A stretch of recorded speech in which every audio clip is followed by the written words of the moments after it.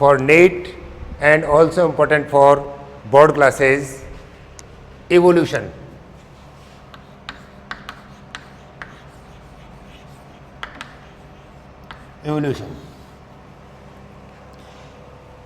Evolution means जो primitive organism है उनसे डेवलप होना कॉम्प्लेक्स ऑर्गेनिज्म, ये तो आ गया एक पार्ट ऑर्गेनिक इवोल्यूशन का।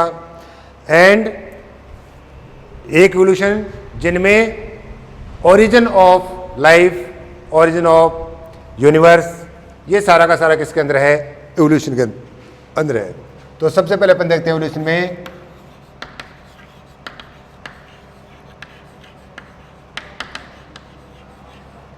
ओरिजिन ऑफ यूनिवर्स, ब्रह्मांड की उत्पत्ति। देखिए, number of hypothesis and theories are given for origin of evolution. एक हाइपोथेसिस या थ्योरी है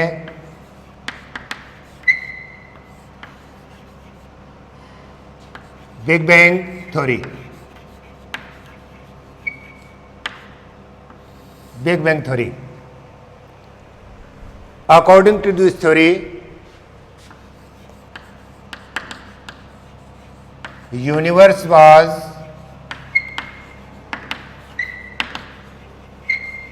originated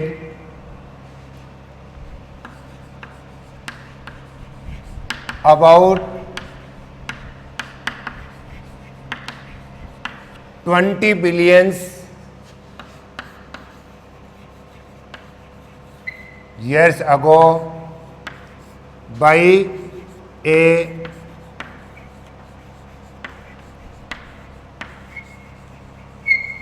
thermonuclear explosion in a large mass।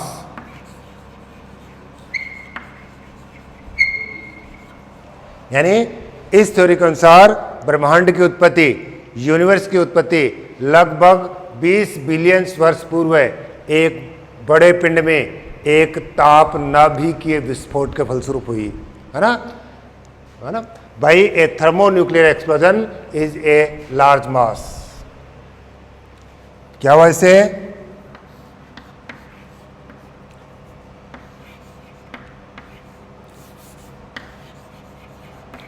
Due to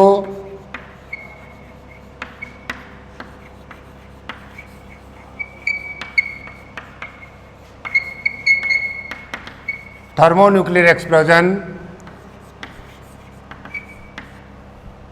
a disc-shaped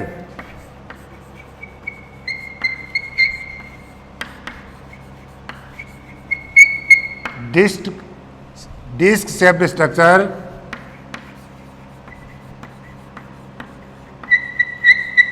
solar nebula is formed। Solar nebula is form, यानी इस ताप नाभिक के विस्फोट के फलस्वरूप एक डिस्क समान संरचना बनी जिसको नाम दिया solar nebula. Next,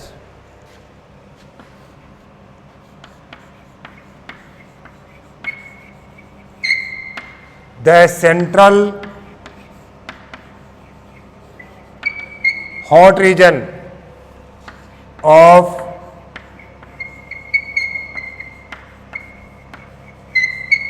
solar nebula converts into sun। ये जो सोलर नेबुला था उस सोलर नेबुला के केंद्रीय जो गर्म भाग है, हॉट रीजन है, उससे क्या बना? सूर्य बना। And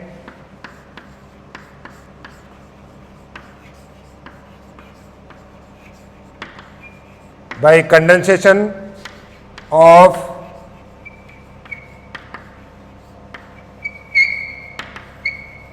dust particles and atoms,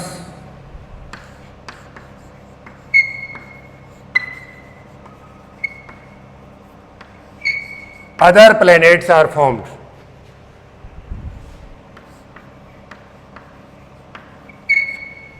और इसके चारों ओर के जो डस्ट पार्टिकल्स या एटम्स थे, उनके संघनन से, उनके कंडेंसेशन से क्या बने? अन्य ग्रह और उपग्रह बने। नेक्स्ट,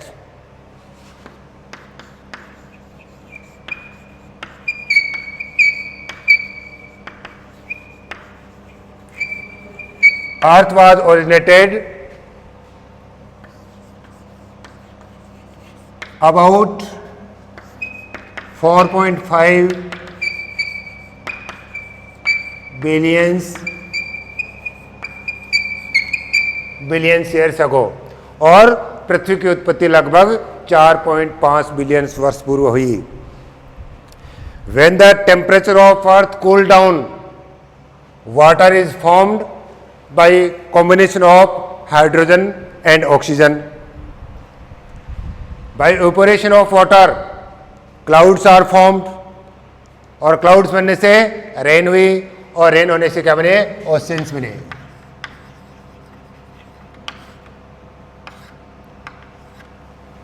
ठीक है, तो देखो यहां पर अपन देखते हैं अभी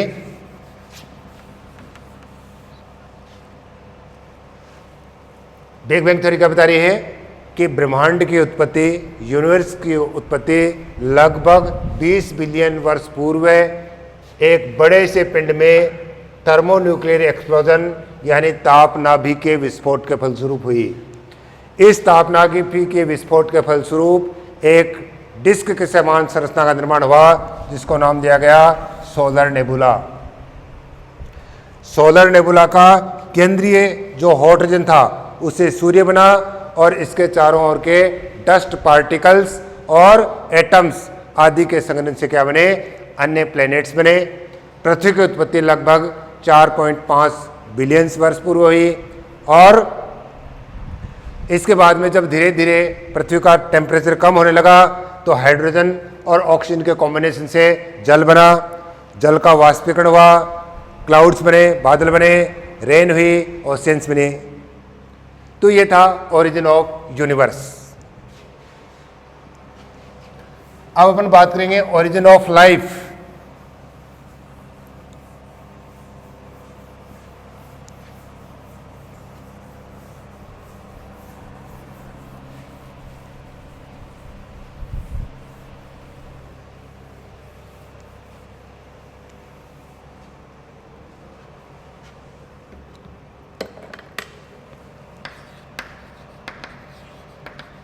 ओरिजिन ऑफ लाइफ, जीवन की उत्पत्ति।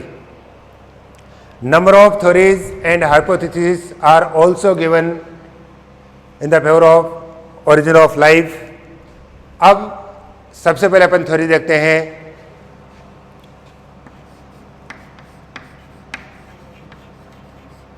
Theory of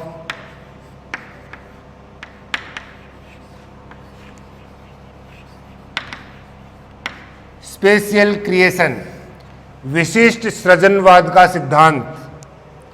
theory of special creation, विशिष्ट सृजनवाद का सिद्धांत। According to this theory, life was originated by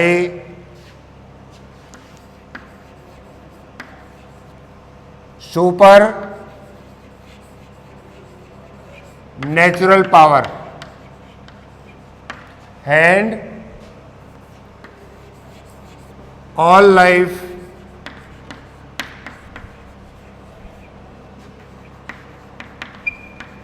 organisms are created by God in 6 days and no change in any form. And according to this theory, the life of Earth is about 400 years, 4000 years. तो देखिए, theory of special creation या विशिष्ट सृजनवाद का सिद्धांत क्या बताता है कि लाइफ की उत्पत्ति यानी जीवन की उत्पत्ति एक सुपर नेचुरल पावर के कारण से हुई है और गॉड ने सारे के सारे जीवों को 6 दिन में बनाया है और लाइफ बनने के बाद उनमें किसी तरह का कोई चेंज नहीं हुआ है। जिस तरह के जीव बने हैं उसी तरह के जीव हैं और इस थ्योरी के अकॉर्डिंग क्या है कि पृथ्वी की आयु लगभग, या ये कह सकते हैं पृथ्वी लगभग 4000 वर्ष पुरानी है। यह है theory of special creation.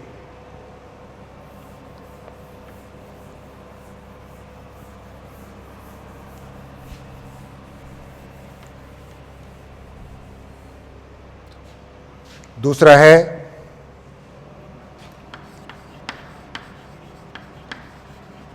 कॉस्मोजेनिक theory.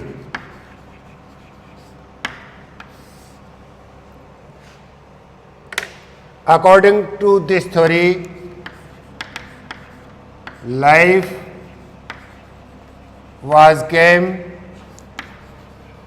from other planets.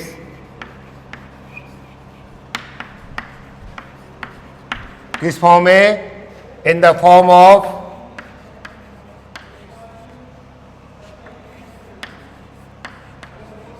spores. इस थ्योरी के अनुसार पृथ्वी पर लाइफ कहां से आई है कि अदर प्लेनेट से, अन्य ग्रहों से, अननोन प्लेनेट से। किस फॉर्म में आई है? In the form of spores. The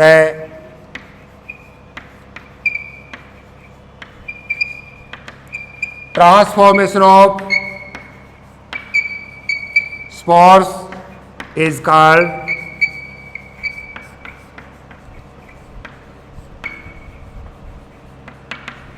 पेंसपर्मिया। और इन स्पोर्स का जो ट्रांसफॉर्मेशन हुआ है इसको क्या नाम दिया गया? पेंसपर्मिया।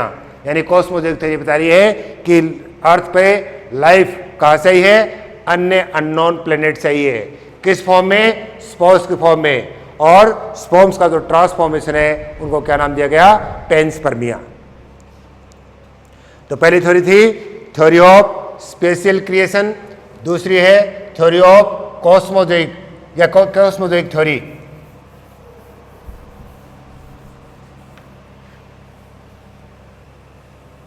तीसरी है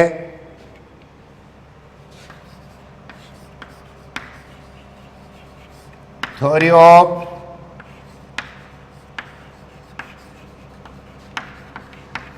स्पॉन्टेनियस जनरेशन या theory of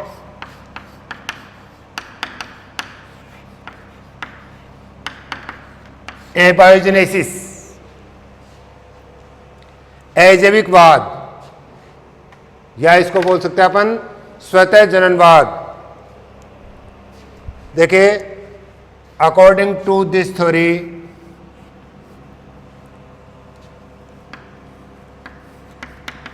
life was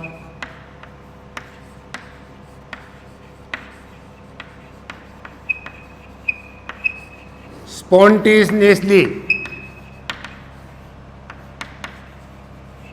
originated from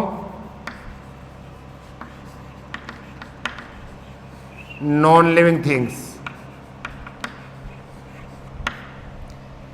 यानी इस थ्योरी के अनुसार पृथ्वी पर जीवन की उत्पत्ति अचानक से हुई है। किन से हुई है? नॉन लिविंग थिंग से हुई है। Some scientists believed that mud of Nile River gave rise frogs, snakes, crocodiles,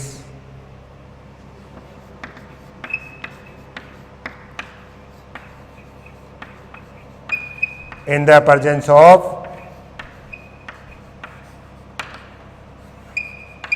sunlight.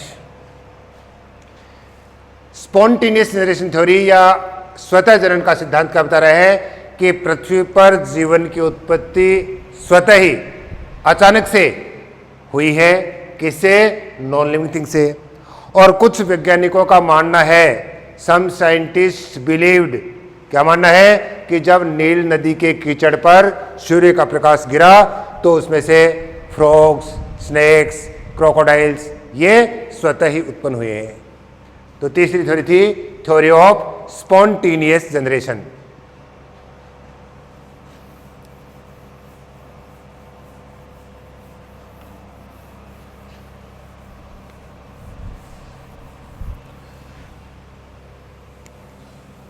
इसके बाद में है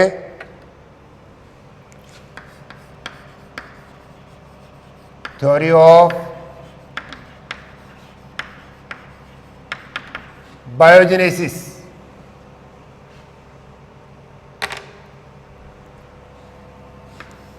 देखें,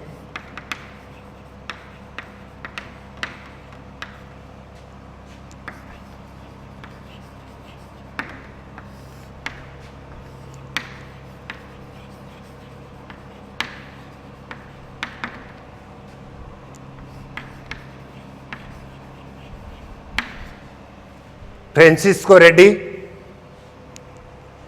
स्प्लेंजनी और पास्चर, इन तीनों ने इंडिपेंडेंटली रूप से ये थ्योरी दी। कौन सी? Theory of biogenesis. According to this theory, life was originated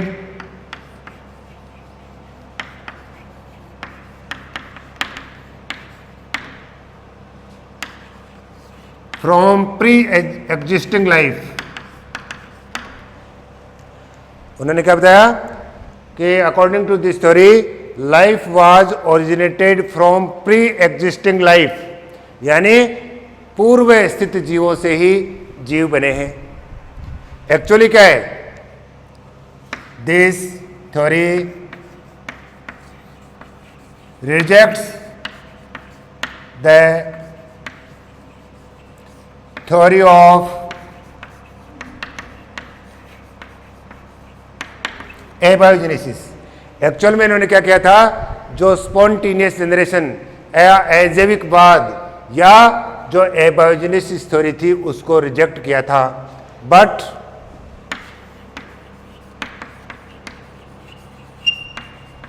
could not explain about origin of life। लेकिन जीवों की उत्पत्ति के बारे में उन्होंने नहीं बताया। एक्सपेरिमेंट्स के थ्रू भी उन्होंने प्रूव किया कि एक्चुअल में जो जीवन है, जो लाइफ है, वो पूर्व स्थित जीवों से ही जीवन की उत्पत्ति हुई है। कैसे प्रयोग किया? पास्टर ने अपना एक प्रयोग किया। उन्होंने यीस्ट का घोल लिया और यीस्ट के घोल को गर्म करके उसे क्या किया? बिल्कुल से पास्चराइज कर दिया, यानी जीवाणु रहित बना दिया। और जीवाणु रहित बनाने के बाद में उसने क्या किया? 2 फ्लास्क लिए और दोनों में यीस्ट का घोल रख दिया। एक फ्लास्क को ये था स्ट्रेट नेक वाला, और दूसरा फ्लास्क ऐसा था जिसकी नेक को उन्होंने इस तरह से यू शेप बना दिया और दोनों में यीस्ट का घोल लिया। कुछ समय बाद देखा जो ओपन फ्लास्क था स्ट्रेट नेक वाला, उसमें तो यीस्ट में बैक्टीरिया कॉलोनी डेवलप हो गई, और दूसरा जो फ्लास्क था उसमें बैक्टीरियल कॉलोनी डेवलप नहीं हुई। तो रीजन क्या था? क्योंकि ये जो फ्लास्क था, इसका जो मटेरियल था, इसका जो यीस्ट का घोल था, वो डायरेक्ट एटमॉस्फेयर के कांटेक्ट में था, तो बैक्टीरिया आए और डेवलप हो गए। लेकिन ये डायरेक्ट कांटेक्ट में नहीं था, इसलिए इनमें बैक्टीरिया डेवलप नहीं हुए। तो ये क्या प्रूव कर रहा है कि अगर नॉन लिविंग थिंग से लिविंग थिंग ओरिजिनेट हुए हैं तो दोनों के अंदर बैक्टीरियल कॉलोनी डेवलप होनी चाहिए थी, लेकिन इसमें बैक्टीरिया डेवलप नहीं हुए, केवल इसी में बैक्टीरिया डेवलप हुए। इसका मतलब ये क्या प्रूव करता है कि life was originated from pre existing life. लेकिन ये एक्सप्लेन नहीं किया कि शुरू के अंदर लाइफ कहाँ से ओरिजिनेट हुई है। पास्टर ने एक जर्म थ्योरी भी दी थी, germ plasm theory.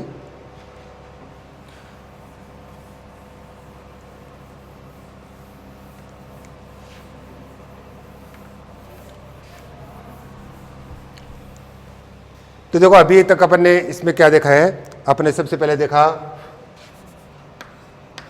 Number first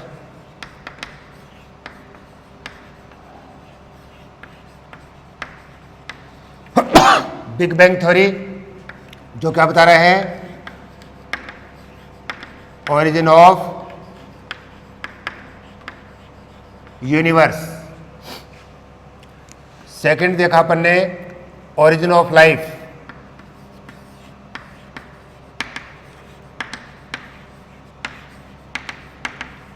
origin of life जीवन की उत्पत्ति, जिसमें पहली थ्योरी कौन सी दी,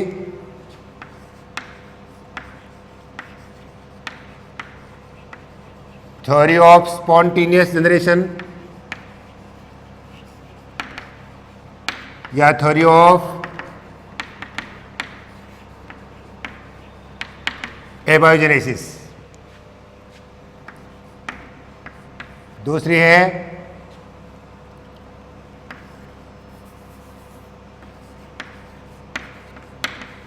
स्पेशल क्रिएशन थ्योरी। एक थ्योरी पढ़ी अपन ने कौन सी, कॉस्मोजेनिक थ्योरी, और एक पढ़ा अपन ने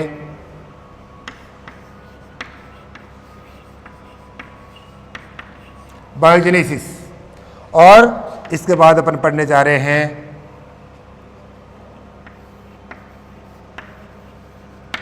ओपेरिन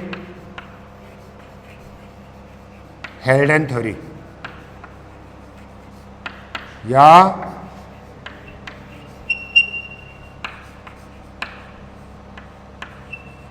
मॉडर्न थ्योरी।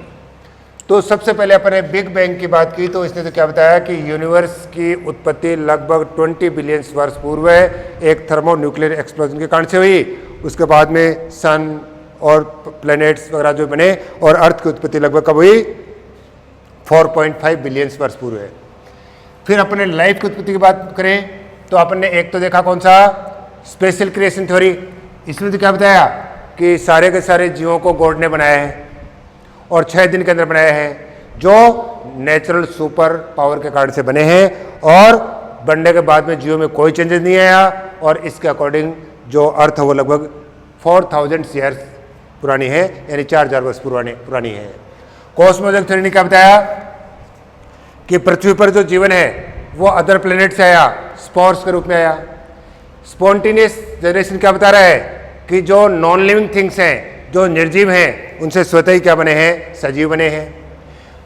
उसके बाद में बायोजेनेसिस थ्योरी क्या बता रही है, बायोजेनेसिस थ्योरी ये बताइए कि पूर्व स्थित जीवों से ही नए जीव बने हैं। ये थ्योरी एक्चुअल में स्पॉन्टेनियस जनरेशन को रिजेक्ट कर रही है, लेकिन लाइफ के ओरिजिनेशन के बारे में कोई एक्सप्लेन नहीं कर रही है। अब अपन इंपॉर्टेंट थ्योरी देखते हैं, जिसको बोलते हैं modern theory. Modern theory was given by Oparin and हेल्डन। Oparin और हेल्डन द्वारा दिया गया जो जीवन की उत्पत्ति का आधुनिक सिद्धांत है, उसके बारे में अपन पढ़ते हैं।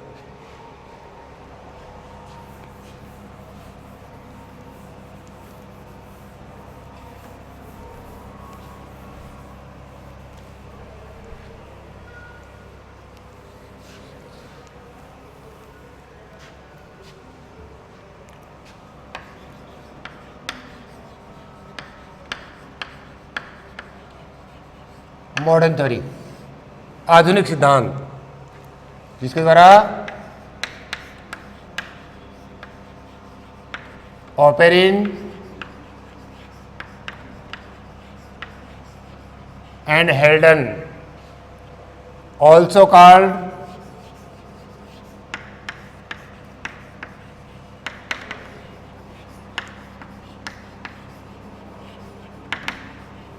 केमिकल एवोल्यूशन, इसे रासायनिक विकास सिद्धांत भी कहा जाता है, and also called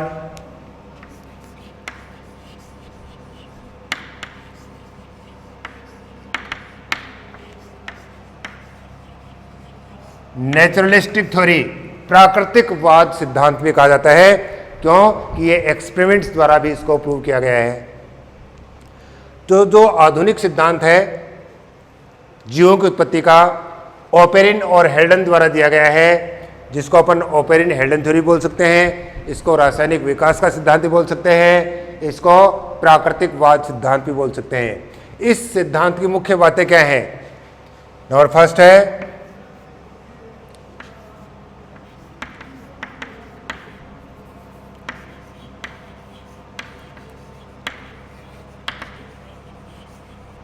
life was originated bye किसके द्वारा?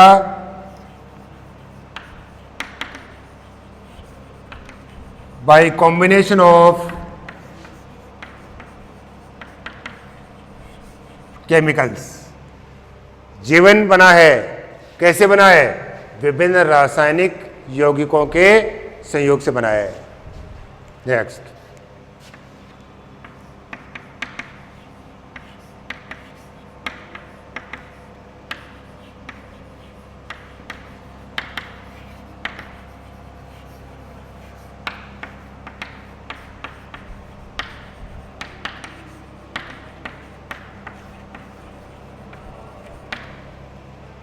दूसरी बात उन्होंने बताई कि first life was originated in primitive oceans, यानी प्रथम जीव की उत्पत्ति कहाँ हुई है? प्राचीन महासागरों में हुई है। तीसरी बात क्या है?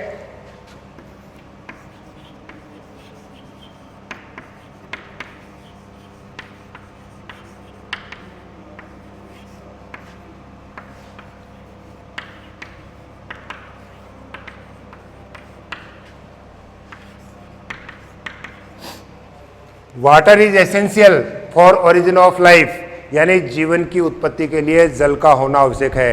It is the reason that no life on moon, यही कारण है कि वाटर न होने के कारण से मून पे आज भी लाइफ नहीं है। नेक्स्ट,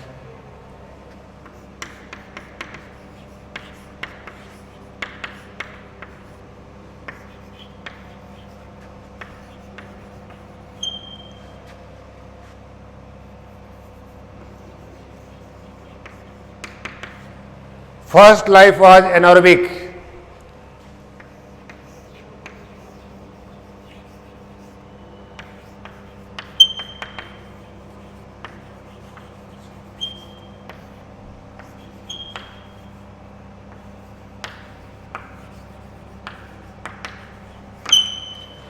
ये कुछ कंक्लूजन है थ्योरी के। पहली बात उन्होंने का जो कंक्लूजन है वो क्या है कि पृथ्वी पर जीवन की उत्पत्ति विभिन्न रसायनों के संयोग से हुई है। ठीक है। सेकंड बात क्या है कि जो प्रथम जीव की उत्पत्ति कहाँ हुई? प्राचीन महासागरों में हुई है। क्यों? Because water is essential for origin of life, यानी जीवन की उत्पत्ति के लिए वाटर का होना आवश्यक है।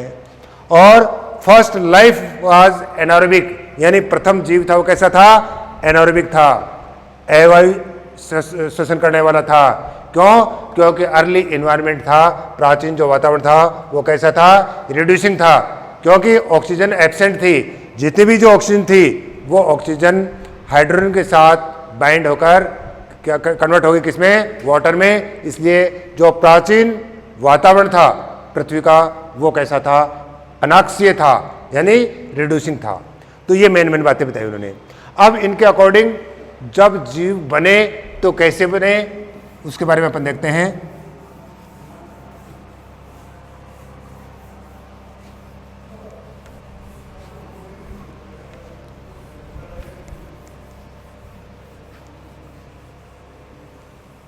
देखो उन्होंने बताया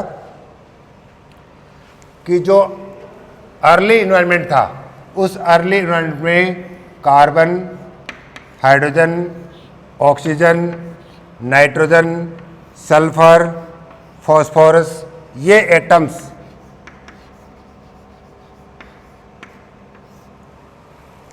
फ्री स्टेट के अंदर अवेलेबल थे। पृथ्वी पर फ्री स्टेट में क्या थे? अवेलेबल थे। कौन? Carbon, hydrogen, oxygen, nitrogen, sulphur और फॉस्फोरस। और इनमें विभिन्न प्रकार का कॉम्बिनेशन हुआ तो डिफरेंट टाइप के ऑर्गेनिक और इनऑर्गेनिक कंपाउंड्स बने, जिनके लिए एनर्जी का सोर्स क्या था? सबसे पहले तो देखा उसमें क्लाउड्स भी थे, रेन।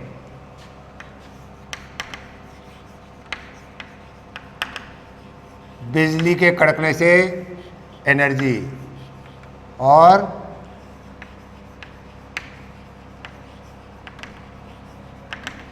सन रेडिएशन से एनर्जी। तो सबसे पहले क्या हुआ, इनमें कॉम्बिनेशन हुआ। कॉम्बिनेशन हुआ तो क्या बना,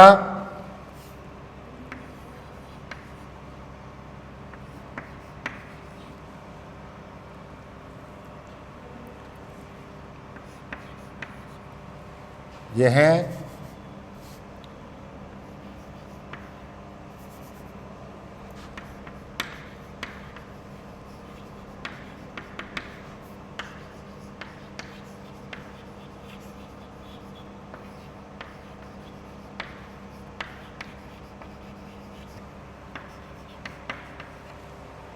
ये फर्स्ट इनऑर्गेनिक मोलिकुलर कंपाउंड्स, यानी ये जो एटम्स थे, एटम्स से डिफरेंट टाइप का कॉम्बिनेशन हुआ तो carbon dioxide, water, hydrogen, ammonia, इस तरह के इनऑर्गेनिक मोलिकुलर कंपाउंड्स बने।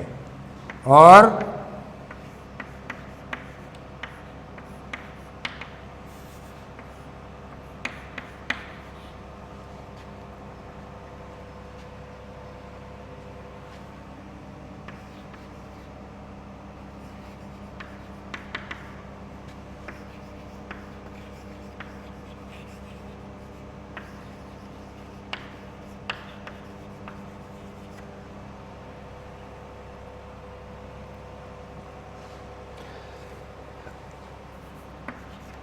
उसके बाद में क्या बने, कुछ सिंपल ऑर्गेनिक मोलिकुलर कंपाउंड जैसे हाइड्रोजन साइनाइड और मेथेन। अब इनमें कॉम्बिनेशन हुआ,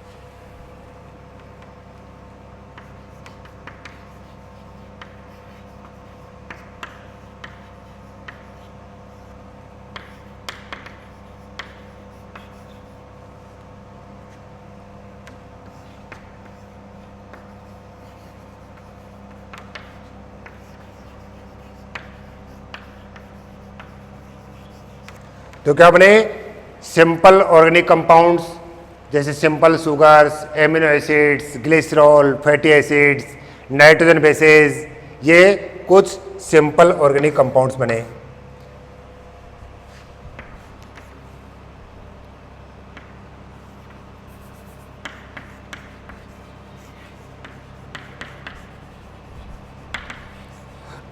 सिंपल शुगर से पॉलीसेकेराइड्स बने, एमिनो एसिड से प्रोटीन्स बने, लिपिड्स बने, और न्यूक्लिक एसिड्स बने, और इनसे क्या बनी, लाइफ। यानी कुल मिलाकर उन्होंने क्या बताया, इन्होंने इंपॉर्टेंट बातें क्या थी कि अर्थ का जो अर्ली एनवायरनमेंट था उस पर कुछ एटम्स फ्री स्टेट में अवेलेबल थे, लेकिन उनमें क्या हुआ, सारी की सारी ऑक्सीजन बाइंड होगी किसके साथ, हाइड्रोजन के साथ, और क्या बन गया, जल। इसलिए अर्ली एनवायरनमेंट था वो कैसा था, एनारोबिक था, ऑक्सीजन अवेलेबल नहीं थी, रिड्यूसिंग एनवायरनमेंट था। और एनवायरनमेंट में मेनली अबंडेंटली क्या थे, ammonia, hydrogen, methane, water vapour, ये सारे अवेलेबल थे। और इनमें डिफरेंट टाइप का कॉम्बिनेशन हुआ। कॉम्बिनेशन से क्या बने, कॉम्प्लेक्स ऑर्गेनिक कंपाउंड्स बने, जैसे ये कॉम्प्लेक्स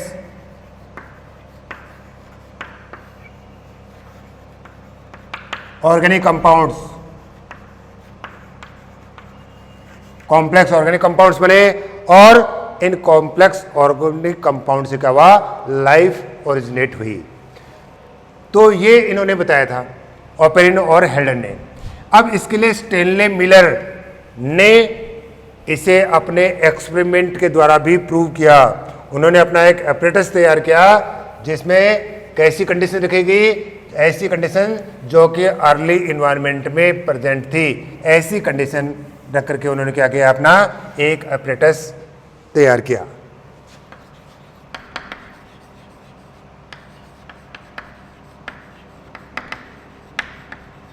मिलर्स एक्सपेरिमेंट देखो,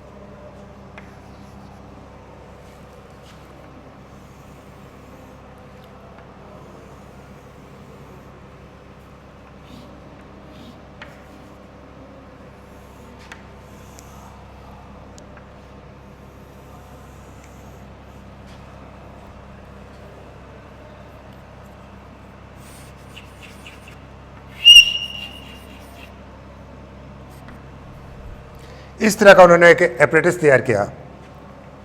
इसमें देखो क्या था, ये तो थे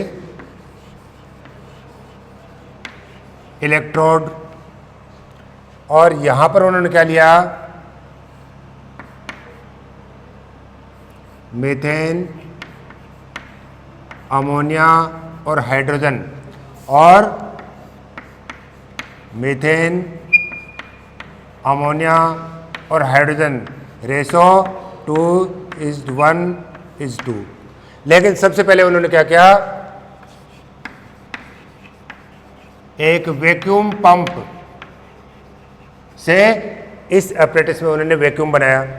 वैक्यूम मतलब इसमें क्या था, oxygen absent, O2 is absent according too early environment of earth. Next, यहां पर उन्होंने क्या लिया, बॉइलिंग वाटर। क्यों कि जो अर्ली एनवायरनमेंट था, अर्ली एनवायरनमेंट में क्या था,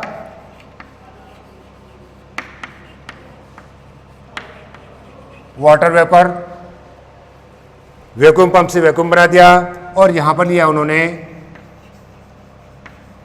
condenser.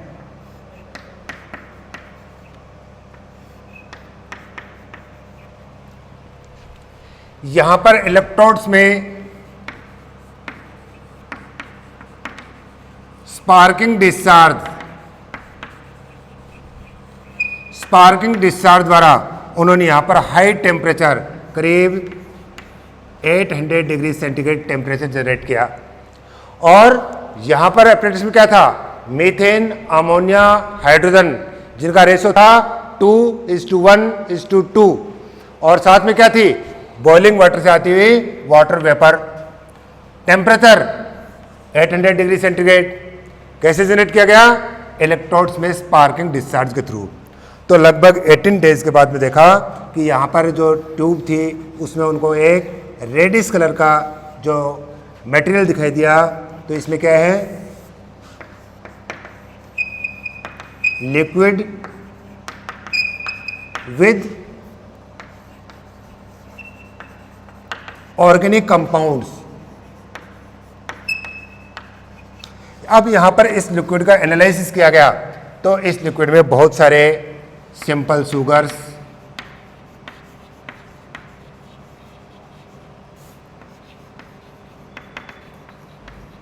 Amino acids like alanine, glycine, aspartic acid, some nitrogen bases, ये इस तरह के बहुत सारे इनको कंपाउंड यहाँ पर दिखाई दिए। इसका मतलब मिलर का जो एक्सपेरिमेंट है, मिलर के एक्सपेरिमेंट की जो कंडीशंस है वो प्रिमिटिव एनवायरनमेंट के according absence of oxygen, presence of large amount of methane, ammonia, hydrogen, water vapour, high temperature. तो क्या हुआ कि इन केमिकल्स का कॉम्बिनेशन हुआ और डिफरेंट टाइप के ऑर्गेनिक कंपाउंड्स बने। ऑपेरेंट हेल्डन के अकॉर्डिंग में क्या था कि अर्ली एनवायरनमेंट था, उसमें क्या था कि ऑक्सीजन एब्सेंट थी, हाई टेम्परेचर था, वाटर वेपर थी और कुछ केमिकल्स थे। तो उन केमिकल्स के कॉम्बिनेशन से क्या हुआ, कॉम्प्लेक्स कंपाउंड्स बने और कॉम्प्लेक्स कंपाउंड से क्या बने, लाइफ बनी। तो यह है मिलर्स एक्सपेरिमेंट। यहाँ पर ये वैक्यूम पंप, यहाँ पर फ्लास्क जिसमें इलेक्ट्रोड लगे हुए हैं, इलेक्ट्रोड में sparking discharge, high temperature 800 degree Celsius, condenser, और यहाँ पर जो रेड कलर का मटेरियल जिसमें ऑर्गेनिक कंपाउंड्स, बॉइलिंग वाटर के थ्रू उन्होंने क्या दिया, वाटर वेपर थी। तो यहाँ पर आप लोग देखते हैं तो कौन कौन सी गैसें, मीथेन, अमोनिया और हाइड्रोजन, रेशो 2:1:2। साथ में क्या था, वाटर वेपर, टेम्परेचर कितना 800 डिग्री सेल्सियस, और साथ में जो एमिनो एसिड्स थे वो कौन से थे, एलेनिन, ग्लाइसिन और एस्पार्टिक एसिड। ये था मिलर्स एक्सपेरिमेंट। तो मिलर ने अपने एक्सपेरिमेंट के द्वारा जो ऑपेरेंट हेल्डन थ्योरी थी, ऑपेरेंट हेल्डन थ्योरी को प्रूव किया कि एक्चुअल में अर्थ पर लाइफ का जो ओरिजिनेट हुई है, लाइफ जो ओरिजिनेट हुई है वो लाइफ डिफरेंट केमिकल्स के कॉम्बिनेशन से हुई है। तो यहाँ तक अपन ने देखा कि किस प्रकार से यूनिवर्स ओरिजिनेट हुआ। यूनिवर्स ओरिजिनेट होने के बाद में जो लाइफ ओरिजिनेट होने के बाद में कई थ्योरीज दी गई हैं। उन थ्योरीज में जो मॉडर्न थ्योरी है वो मॉडर्न थ्योरी है ऑपेरेंट हेल्डन थ्योरी। ऑपेरेंट हेल्डन थ्योरी का दूसरा नाम क्या है, केमिकल एवोल्यूशन। और इसी को क्या नाम दिया गया, इसी को नाम दिया गया नेचुरलिस्टिक थ्योरी, जिसने जो मेनली क्या बता रही है कि पृथ्वी पर जीवन की उत्पत्ति है वो विभिन्न केमिकल्स के कॉम्बिनेशन से हुई है। अर्ली एनवायरनमेंट एनारोबिक यानी रिड्यूसिंग था, और जो फर्स्ट जीव बना वो फर्स्ट जीव की उत्पत्ति कहाँ पे हुई है, प्राचीन महासागरों में हुई है, और वो कैसा था, एनारोबिक था। और साथ में कि लाइफ के ओरिजिनेट होने के लिए वाटर है वो क्या है, एसेंशियल है। अब इसके बाद में देखते हैं कि जब डिफरेंट जीवो केमिकल्स का कॉम्बिनेशन हुआ तो लाइफ बनी। लाइफ में सबसे पहले क्या बने, क्या सेम ऐसे आज के जीव ऐसे जीव नहीं है, नहीं, सबसे पहले बने प्रोटोबायंट्स। प्रोटोबायंट्स क्या है, प्रोटोबायंट्स के बाद में क्या बने, प्रोटोसेल्स बने। प्रोटोसेल्स के बाद क्या बने, प्रोकैरियोट्स। प्रोकैरियोट्स के बाद में यूकैरियोट्स, और यूकैरियोट में पहले तो क्या बने, कीमोहेटेरोट्रोपस बने, और उसके बाद में फोटोट्रोपस बने। और जब फोटोट्रोपस बने तो क्या हुआ, उनमें फोटोसिंथेसिस हुआ, ऑक्सीजन इवॉल्व हुई, और जब एटमॉस्फेयर में ऑक्सीजन इवॉल्व हुई तो क्या हुआ कि एनवायरनमेंट में रिवोल्यूशनरी चेंजेस आए। क्या क्या चेंजेस आए, कैसे कैसे हुआ, वी टीच और स्टडी इन नेक्स्ट क्लास।